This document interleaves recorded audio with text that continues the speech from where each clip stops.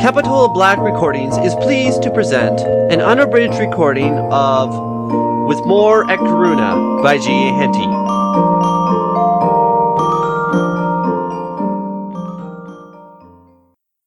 Chapter 13. An Awkward Position. When Captain Nelson and Terrence went out, just as the morning was breaking, they found the two troopers waiting in the street. Each held a spare horse. The one was that upon which Terrence had ridden from Coimbra. The other was a fine English horse. "What horse is this?" Terrence asked. "It is a present to you from Sir John Craddock," Captain Nelson said. "He told me last night that the troopers had been ordered to ask for it when they took your horse this morning, and that his men were ordered to hand it over to them. He wished me to tell you that he had pleasure in presenting the horse to you as a mark of his great satisfaction at the manner in which you had mastered the military details of Sir John Moore's expedition, and the clearness with which you had explained them." "I am indeed greatly obliged to the General. It is most kind of him," Terrence said. "Will you please express my thanks to him in a proper way, Captain Nelson?" They rode to the treasury, where they found the Portuguese escort with the mules waiting them. The officer in charge of the treasury was already there and admitted the two officers. "I have packed the money in ammunition boxes," he said. "I received instructions from Mr. Villiers to do so." "It is evident that your words had some effect, Mr. O'Conner," Captain Nelson said aside to Terrence. "I suppose that when he thought it over, he came to the conclusion that, after all, your suggestions were prudent ones, and that it would add to the chance of the money reaching Romana were he to adopt it." "I am glad that he did so, for had the money been placed in the ordinary chests, and then brought to the barracks to be packed in ammunition cases, the Portuguese troopers would all have been sure of the nature of the contents, whereas now, whatever they may suspect, they cannot be sure about it, because there is a large amount of ammunition stored in the same building." Some of the guards stationed in the treasury carried the chests out, and assisted the muleteers to lash them in their places. "I cannot thank you too warmly, Captain Nelson, for the kindness that you have shown me," Terrence said. "Not at all," that officer replied. "I simply carried out the General's orders, and the duty has been a very pleasant one. No, I don't think I would mount that horse if I were you," he went on as Terrence walked towards his acquisition. "I would have him led as far as Coimbra, while you ride the horse you borrowed there. Then he will be fresh for the further journey." "That would be the best way, no doubt, though our stages must all be comparatively short ones, owing to our having mules with us." "I should not press them if I were you. I don't suppose that it will make much difference whether Romana gets the money a few days sooner or later." "None whatever, I should say," Terrence laughed as he mounted his horse. "Still, I do think that he will be able to gather a mob of peasants. Of course, being almost without arms, they will be of no use whatever for fighting. But they still may harass Soult's communications, cut off stragglers, and compel him to move slowly and cautiously." Terrence now saluted the Portuguese officer, who said as he returned the salute, "My name, Signor, is Juan Herrera." "And mine is Terrance O'Conner, Signor. Our journey will be a somewhat long one together, and I hope that we shall meet with no adventures or accidents by the way." "I hope not, Signor. My instructions are simple. I am to place myself under your orders, and to convey 8 cases of ammunition to the northern frontier, and to follow the routes that you may point out. I was ordered also to pick the men who are to form the escort. I have done so, and I think I can answer that they can be relied upon to do their duty under all circumstances." Terrence now turned, and with a hearty farewell to Captain Nelson, rode on by the side of Lieutenant Herrera. The 2 British troopers followed them. The 4 mules, with their 2 muleteers, kept close behind, and the 12 Portuguese troopers brought up the rear. "It is a strong escort for 4 mules carrying ammunition," the Portuguese officer said with a smile. "It may seem so," Terrence laughed, "but you see the country, especially north of the Douro, is greatly disturbed." "Very much so, and I think that the precaution that has been taken is a very wise one. I have been informed what is really in the cases. Were I going by myself with a sergeant and 12 men, I should say that to put the money in ammunition cases was not only absolutely useless, but dangerous. The disproportion between the force and the value of the ammunition would be so great that it would attract attention at once. But as you are with us, it is more likely to pass without observation. You are an officer of the staff of the English general. You have your own 2 orderlies, and you are carrying dispatches. It is considered necessary that you should have an escort of our people.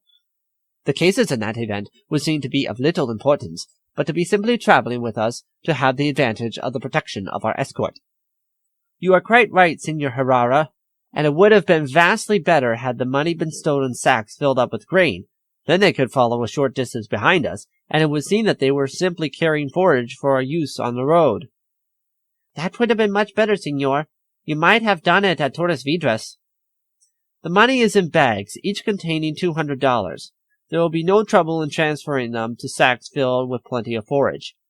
2 of your soldiers have behind them a bundle or 2 of faggots, a basket of fowls, and other matters. These can be piled on top of the sacks, so that the fact that the principal load was forage would hardly be noticed.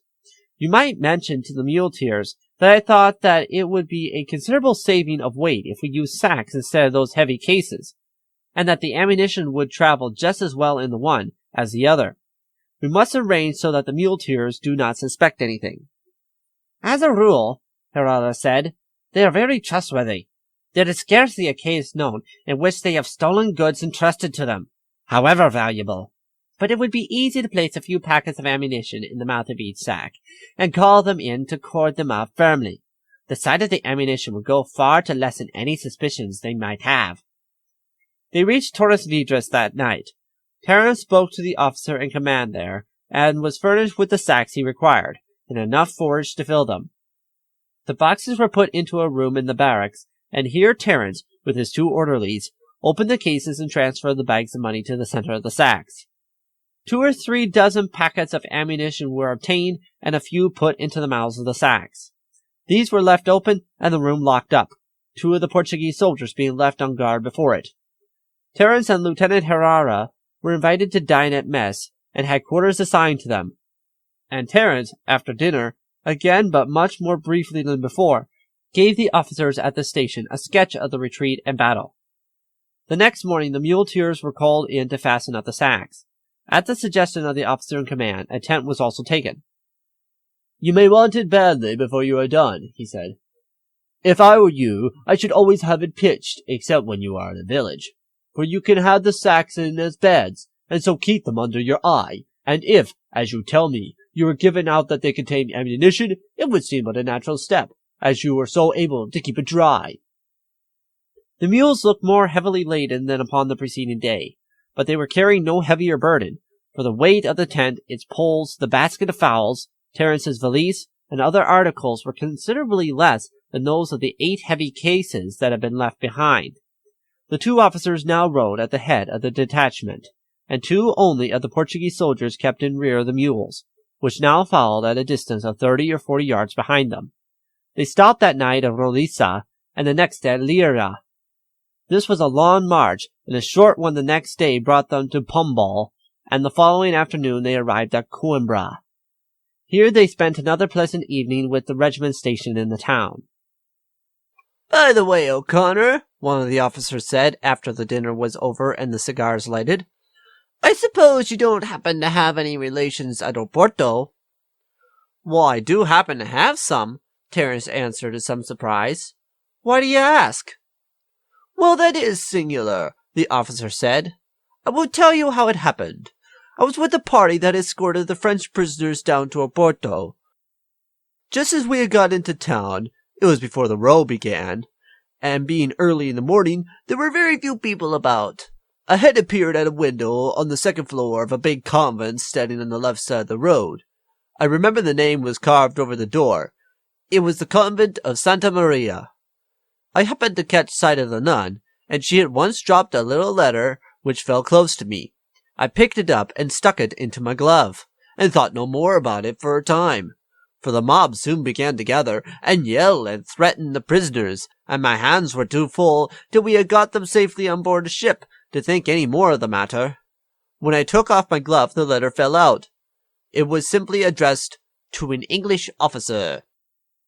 "I, an English girl, am detained here, a prisoner, principally because my Spanish relations wish to seize my property.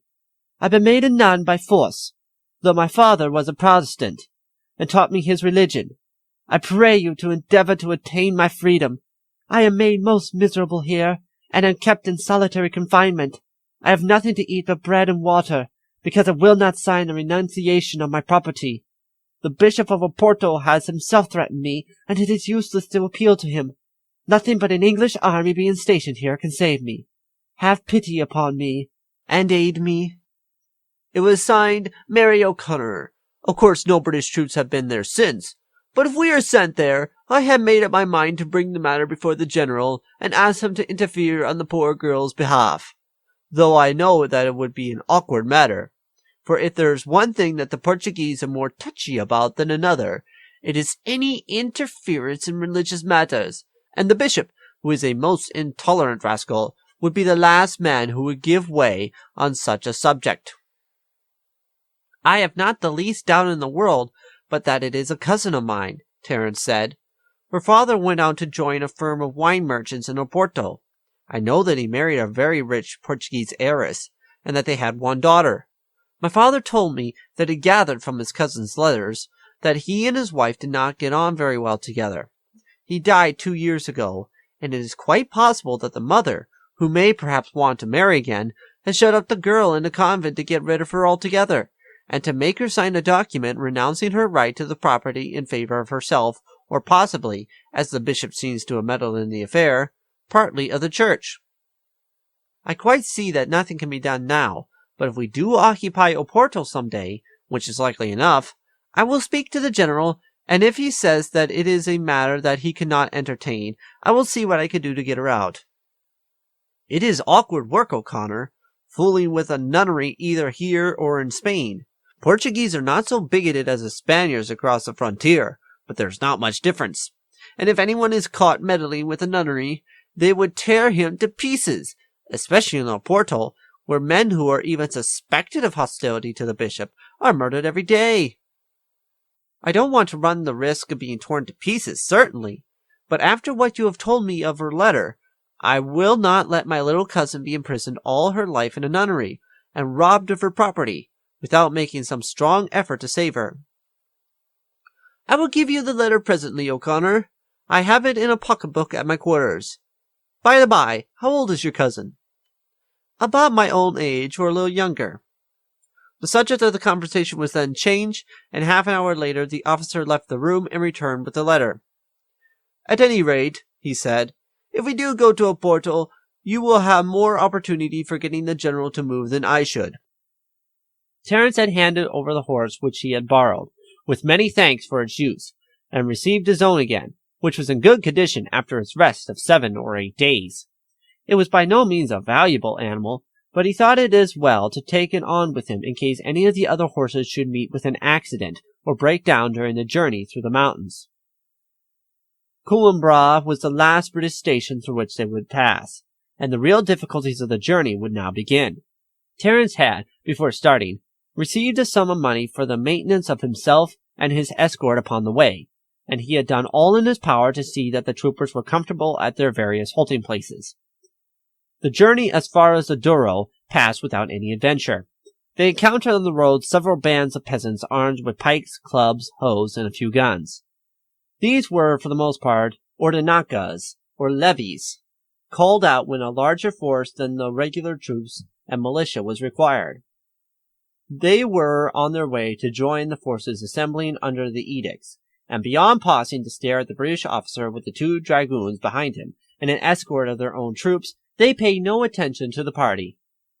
They crossed the Douro at St. Joa de Pascaria, and on stopping at a large village some 10 miles beyond, found it occupied by a rabble of some 2,000 men, absolutely useless for service in the field, but capable of offering an obstinate defense to the passage of a river, or of impeding an enemy's advance through a mountain defile. As they stopped before the principal inn, a man, dressed in some attempt at a uniform, came out from a door. You are British officers, sir? He asked Terrance, raising his broad hat courteously. I am an officer of the English General Staff, and am proceeding on a mission from him to the northern frontier to ascertain the best means of defense, and the route that the enemy are most likely to move by if they attempt to invade Portugal from that direction. The French general would hardly venture to do that, the officer said disdainfully, when there will be 50,000 Portuguese to bar his way. He may be in ignorance of the force that will gather to meet him, Terrance said gravely and with difficulty restraining the smile at the confident tone of this leader of an armed mob. However, I have my orders to carry out. Do you not think, he said turning to Herrera, that it will be better for us to go on to the next hamlet, if there is one within 2 or 3 miles? I fear there is little chance of attaining any accommodation for our men here. There is no need for that, the Portuguese colonel broke in. There is a large house at the end of the village that is at present vacant. The proprietor, who was a disturber of the peace, and who belonged to the French faction, was killed last week in the course of a disturbance created by him. I, as commissioner of the junta here, had the house closed up, but it is quite at your service. As the march had already been a long one, Terrance thought it best to accept the offer. The colonel called a man, who presently brought a key and accompanied them to the house in question. It showed signs at once of mob violence. The snow in the garden was trampled down, the windows broken, and one of the lower ones smashed in, as if an entry had been effected here. The door was riddled with bullet holes. Upon this being opened, the destruction within was seen to be complete, rooms being strewn with broken furniture and litter of all sorts. At any rate, there is plenty of firewood, the lieutenant said as he ordered his men to clear out one of the rooms. There has been dastardly work here, he went on as the man who brought the key left the place. Yes, I have no doubt the proprietor, whoever he was, has been foully murdered, and as likely as not by the orders of that fellow we met, who says he is the commissioner of the junta. I should not be surprised if we have trouble with him before we are done. I should think, Herrera, that you had better send off a couple of men to get what they can in the way of provisions and a skin of wine. This is a cheerless-looking place, and these broken windows are not much use for keeping out the cold. Bull, you had better see if you can find something among all this rubbish to hang up in front of the window, for in its present state it merely creates a draught. The orderly went out and returned with 2 torn curtains. There has been some bad work going on here, sir, he said. There are pools of blood in 3 of the rooms upstairs, and it is evident that there has been a desperate struggle. One of the doors is broken in, and there are several shot holes through it. I'm afraid there has been bad work. I suppose the man here was obnoxious to somebody, so they murdered him. However, it is not our business. Some of the horses were stabled in a large shed, the others in the lower rooms of the house. The soldiers and muleteers taking possession of the large kitchen, where they soon had a huge fire burning. The windows on this side of the house were unbroken. The 2 orderlies soon fastened up the curtains across the windows of the officer's room, and when the fire was lighted, it had a more cheerful aspect. The burdens of the mules were brought into the room opposite, where there was a key in the door and bars across the windows. Presently, the soldiers returned with some meat, a couple of fowls, bread, and some wine, together with a bunch of candles. The fowls were soon plucked, cut in 2, and grilled over the fire, and in a quarter of an hour after the men's return, the 2 officers sat down to supper. The meal was just finished when there was a knock at the outer door, and the soldier acting as sentry came in and said that Colonel Cortingos desired to speak to them. I suppose that is the fellow we saw in town, Terrence said. Show him in. The supposition was a correct one, for the man entered, accompanied by 2 others. Terrance had no doubt that this fellow was the author of the attack upon the house, and the murderer of the proprietor and others.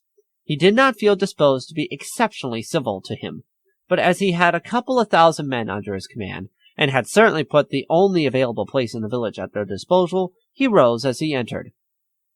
These 2 gentlemen, the colonel began, form, with myself, the committee appointed by the junta of Oporto to organize the national resistance here and in the surrounding neighborhood, to keep our eye upon persons suspected of being favorable to the enemy, and to arrest and send them to Oporto for trial. We are also enjoined to make close inquiries into the business of all persons who may pass through here. I have already told you, Terrance said quietly, that I am an officer on the staff of the English general, and that I have a mission from him to see what are the best means of defending the northern passes, and I may add, to enter into such arrangements as I may think proper with the leaders of any bands who may be gathered for the purpose of defending them. As I am acting under the direct orders of the general, I in no way recognize the right of any local authority to interfere with me in any way. And I, Lieutenant Herrera, had been ordered by the colonel of my regiment to command the escort of Portuguese cavalry told off to accompany this British officer, and also feel myself free from any interference or examination by civilians. I am a colonel, Cortingo said angrily. By whom appointed, if I may ask? By the Junta of Oporto. I was not aware that they possessed the right of granting high commissions, Herrera said, although, of course, they can grant temporary rank to those who command irregular forces. This British officer has assured you as to the object of his journey, and unless that object had the approval of the military authorities at Lisbon, he would not have been furnished with an escort by them. I have only his word, and yours has said that, Cortingo said insolently. I am acting under the orders of the supreme authority of this province. You are doing your duty, no doubt, the lieutenant said, in making these inquiries. This officer has answered them, and I will answer any further questions if I consider them to be reasonable. We wish in the first place, Cortingo said, to examine any official passes that you may have received.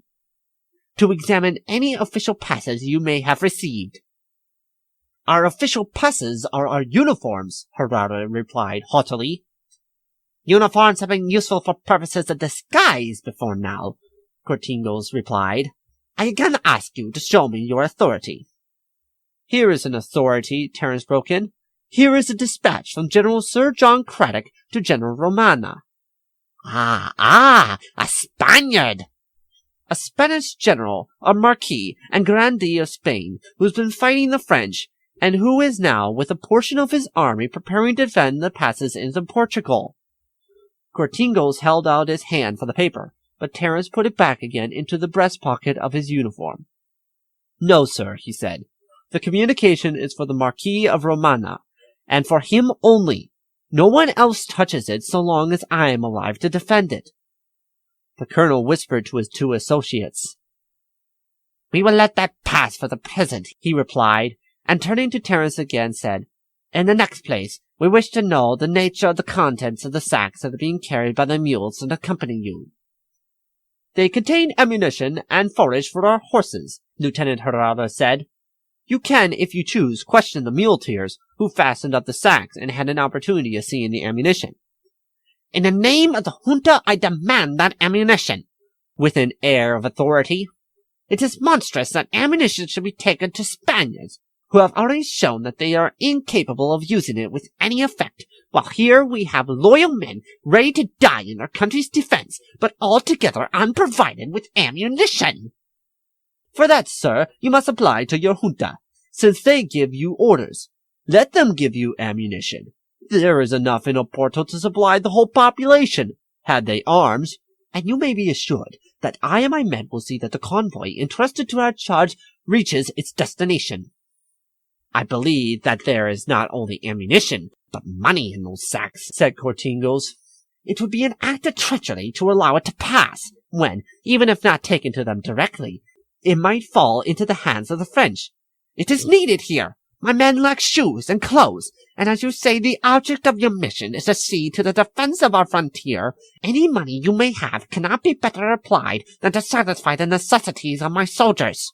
However, we do not wish to take steps that might appear unfriendly, and, therefore, if you will allow us to inspect the contents of those sacks, we will let you pass on if we find that they contain no money, confiscating only the ammunition for the use of the troops of the province. I refuse absolutely, Herrera said, to allow anything confided to my charge to be touched. That is your final decision, the man said with a sneer. Final and absolute. I also shall do my duty. And then, without another word, the colonel with his two associates left the house. We shall have trouble with that fellow, Herrera said. So much the better, Terrence replied. We have evidence here that the scoundrel is a murderer. No doubt he had some private enmity against the owner of this establishment, and so denounced him to the junta, and then attacked the place, murdered him, and perhaps some of his servants, and sacked the house. They won't find it so easy a job as it was last time. All the windows are barred, and there are only 3 on this floor to defend.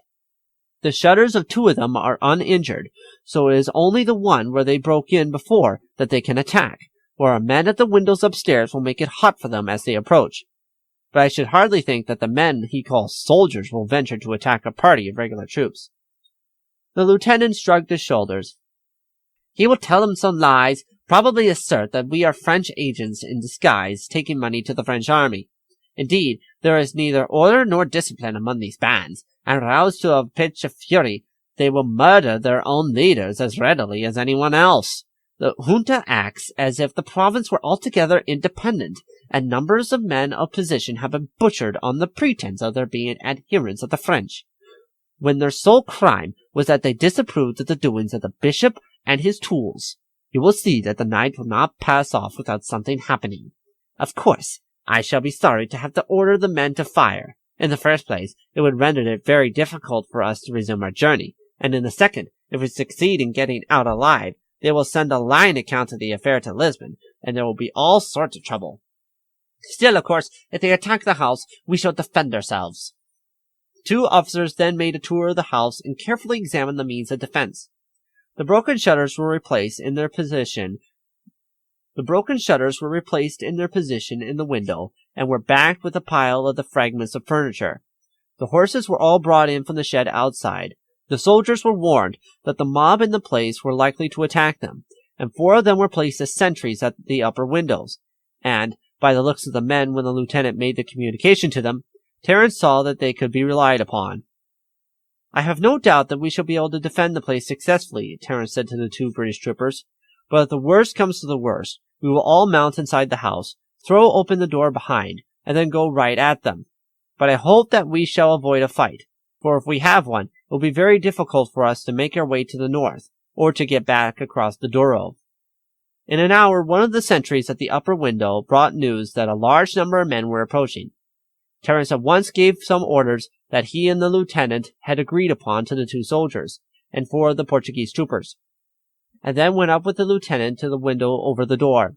He threw it open just as a crowd of men poured into the garden in front. "What is it?" he asked. "What do you want?" "I demand entrance to this house in the name of the Junta of Oporto," a voice which he recognized as that of Cortingo's replied.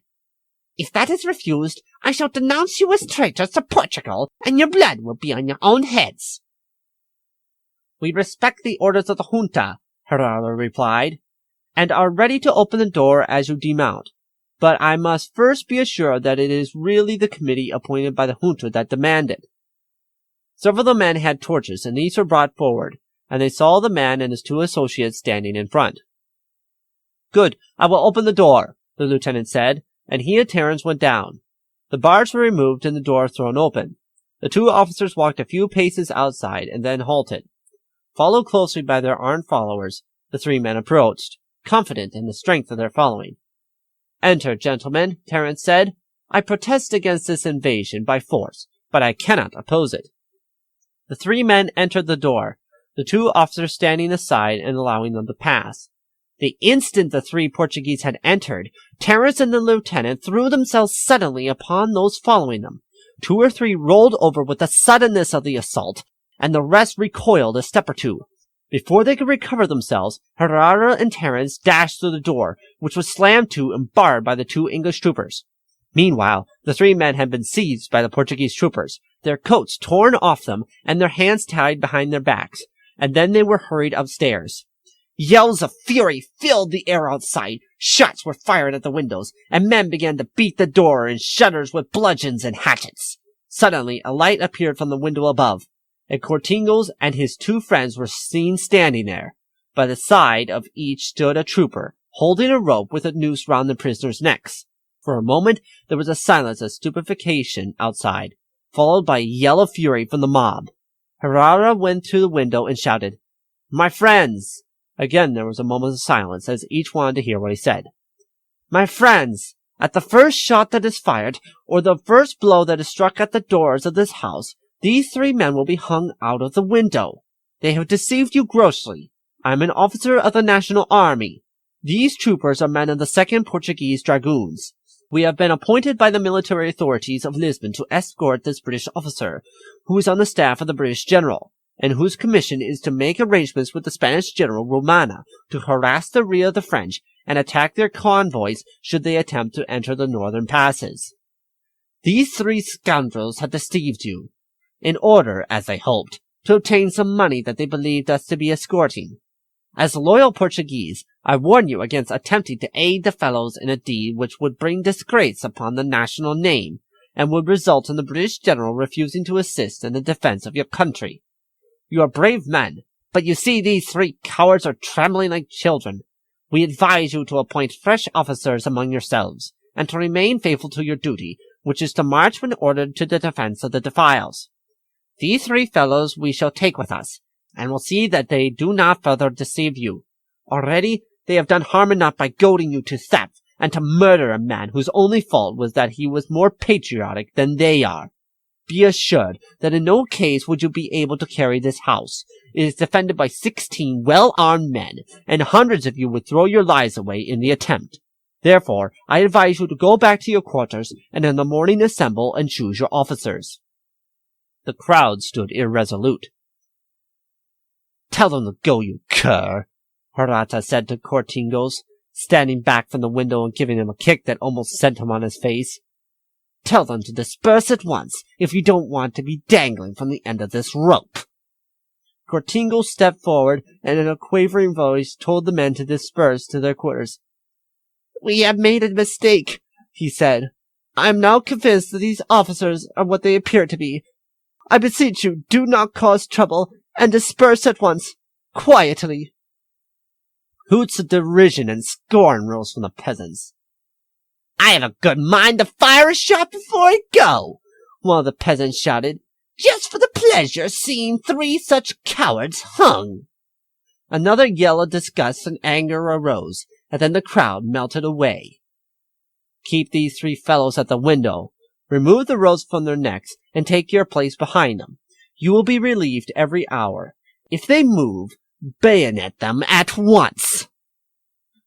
We shall die of cold, one of the men whimpered.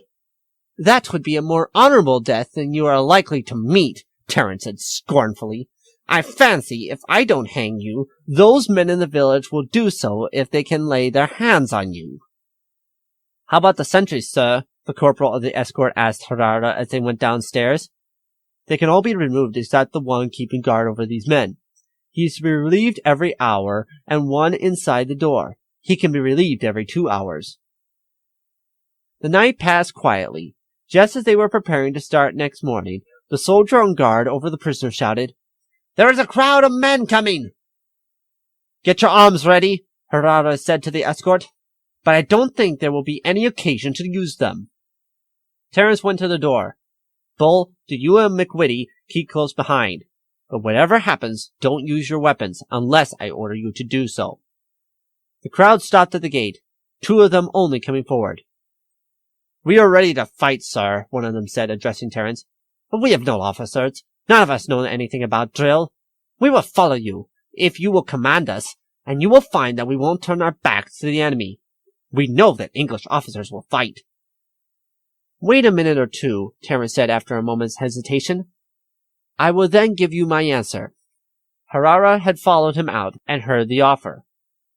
I don't know what to do, Harara, Terrence said as he entered the house. My instructions are to join Romana and to remain with him for a time, sending word to Lisbon as to the state of things and aiding him in any way in my power. Here are between 2,000 and 3,000 stout, healthy fellows, evidently disposed to fight. If they were armed, I would not hesitate a moment, but I don't suppose that there are 100 muskets among them, and certainly Romana has none to give them. Still, in the defiles we might give a good deal of trouble to the French by rolling souls down, breaking up bridges, and that sort of thing. It would be good fun, Harara laughed. As for myself, he said, I have orders to return as soon as I have seen the treasure safely in Romana's camp. If it hadn't been for that, I should have liked nothing better, though there would not have been much chance for cavalry work in these defiles. I will talk to them again, Terrence said. It is not often that one gets the chance of an independent command. It is just the sort of work I should like. He went out again. I should like to command a number of brave fellows, he said, but the question is about arms. There have been any quantity sent out by England for your use, but instead of being served out, the juntas keep them all hidden up in magazines. Even now, when the French are going to invade your country, they still keep them locked up, and send you out with only pikes and staves to fight against a well-armed army. It is nothing short of murder. "Down with the juntas!" cried half a dozen of the men standing near enough to hear what was said. "I don't say, 'Down with the juntas,'" Terrence replied, "but I do say, take arms if you can get them. Are there any magazines near here?" "There is one at Castro, 10 miles away," the man said. "I know that there are wagon loads of arms there." "Well, my friends, the matter stands thus. I, as a British officer, cannot lead you to break open magazines. But I say this, if you choose to go in a body to Castro and do it yourselves, and arm yourselves with all the muskets that you can find there, and bring with you a good store of ammunition and carts that you could take with you from here, and then come to me at a spot where I will halt tonight 5 or 6 miles beyond Castro, I will take command of you. But mind, if I command, I command. I must have absolute obedience. It is only by obeying my orders without question that you can hope to do any good. The first man who disobeys me, I shall shoot on the spot, and if others are disposed to support him, I shall leave you at once." "I will consult the others," the man said. "Many of us, I know, will be glad to fight under an English officer, and agree to obey you implicitly." "Very well, I will give you a quarter of an hour to decide." Before that time had elapsed, a dozen men came to the door with the principal spokesman. "We have made up our minds, Signor. We will follow you, and we will arm ourselves at Castro. It is a sin that the arms should be lying there idle with so many hands ready to use them. Now my first order is that you wait until I have been gone an hour. Then, that you form up in military order, 4 abreast, the men with guns in front, the others after them. You must go as soldiers, not as a mob. You must march into Castro peacefully and quietly.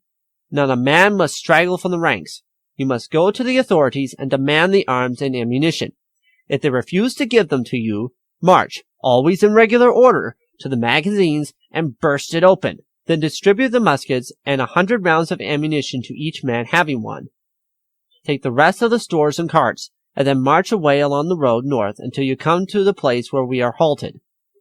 Observe the most perfect order in Castro. If any man plunders or meddles in any way with the inhabitants and is reported to me, I shall know how to punish him. From the moment that you leave this place, remember that you are soldiers of Portugal, and you must behave so as to be an honor to it, as well as a defense. Now let us all shout, 'Viva Portugal!'" A great shout followed the words, and then Terrence went indoors, and 5 minutes later started with his convoy, telling the 3 prisoners that they could go where they liked. Thank you for listening to Capitol Black Recordings. I hope you have enjoyed this recording of With More at Corunna by G.A. Henty.